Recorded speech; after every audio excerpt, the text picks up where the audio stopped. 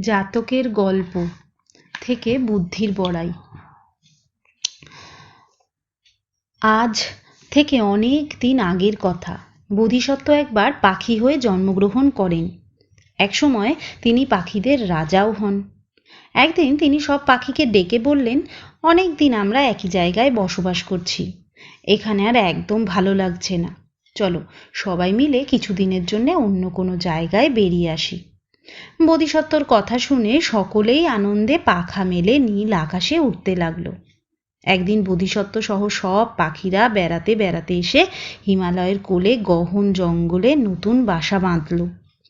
প্রতিদিন সকালে সব পাখিরাই খাবারের সন্ধানে বেরিয়ে পড়ে। ঘুরে ঘুরে তারা খাবার সংগ্রহ করে। একদিন একটি মেয়ে পাখি খাবারের সন্ধান করতে করতে রাজপথে চলে যায়। সেখানে গিয়ে সে দেখে রাজপথের উপরে প্রচুর চাল গম পড়ে আছে। আনন্দে তার মন নেচে ওঠে।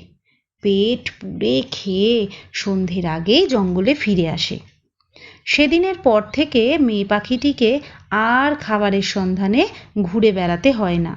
সে মনে মনে ভাবে, যদি সব পাখি এই খাবারের সন্ধান পেয়ে যায় তাহলে অল্প দিনের মধ্যেই সব খাবার শেষ হয়ে যাবে। তাই একদিন বুদ্ধি করেই সে সব পাখিকে ডেকে বলল, দেখো, তোমরা কখনো ভুল করেও খাবারের সন্ধানে করতে রাজপথে চলে যেও না। সেখানে অনেক গাড়ি চলাচল করে, যখন তখন আমাদের চাপা দিয়ে মেরে ফেলতে পারে। মেয়ে পাখিটির কথা শুনে আর সব পাখি রাজপথের সম্বন্ধে সজাগ হয়ে ওঠে।